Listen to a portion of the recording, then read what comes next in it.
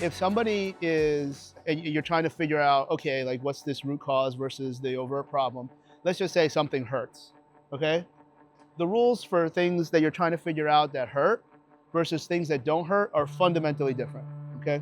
I am very linear, meaning I might sound like a dick, on things that hurt until you know exactly what it is, okay? Because if somebody's knee hurts, at the end of the day, you might have a good idea, and I'm using the knee because it's not terribly common. Obviously, there's going to be other areas like backs and necks and shoulders that are much more common. But the knee, until you know 100% that it's not a claudicated popliteal artery, which is a medical emergency, because you would be immediate ER. Stop trying to put rubber bands on the knees and try to solve it. Okay. Now that's an extreme example, which I'm sure you would know if that was, an issue.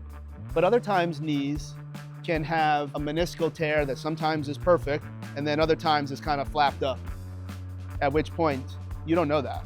And sometimes it feels okay and they can push through and look good training, and other times they don't. Well, there's a lot of different types of meniscal tears, like the ones that maybe most of us have are just like these beat up old knees from training hard, and that by definition is a meniscal tear. But there's certain types that putting a rubber band around your knee or stretching your hip or whatever construct you're interested in, you don't know that doesn't make them worse. So I don't know that every single person needs an MRI. I'm just saying we should know these types of things. So it's very, very difficult to start to appreciate this root cause for knee. Then there are other types of situations, including ones that a surgeon may have the warranty to intervene upon.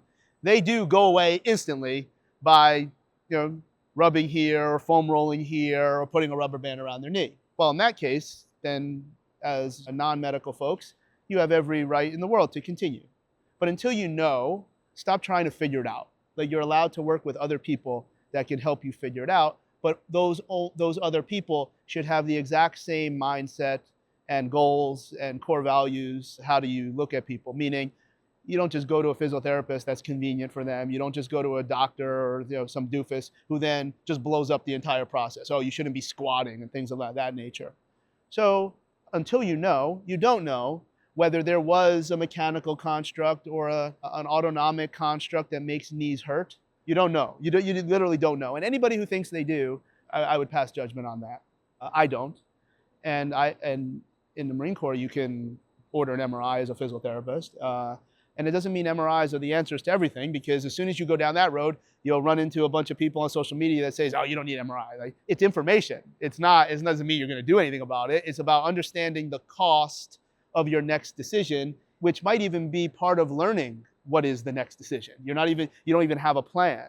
And clearly, there's lots of situations where, take the knee for instance, you can find a prefabricated program on social media or internet. They're suggesting things that make sense for somebody, and they may do very well financially because they're reminding you of the 6 or 7 times these ideal things worked, but they don't tell you about the 3, 4 times it didn't work and the person got worse. That's a very real thing, because I might be the one that sees them in the 3 or 4 times where it doesn't work. But if you're in a similar situation of trying to understand why somebody's thing hurts, remember, there's sometimes things that are really, really ugly that the training process will not be part of a solution, other than maybe getting them to the right person to, in some situations, if you've been around long enough, save somebody's life. Sometimes backs are kidneys and livers. Sometimes not being able to stand on one leg with their eyes closed is a bona fide vestibular issue in their brain. And it doesn't mean that you play no role, especially if you align yourself. So part of that root cause analysis journey is maybe finding people that believe in the same things you believe in, and they're not going to just take business out of this facility or make you feel like you somehow did something that, you can't just send them to any physiotherapist or any chiropractor or any of those different individuals. I would think that would not be a very strategic process for any reason, business or for altruism. But that's only when things hurt. When somebody just doesn't do what you want them to do in the training process, well, there's a lot of different things. So again, I'll ask, is there a situation that you can have me run with?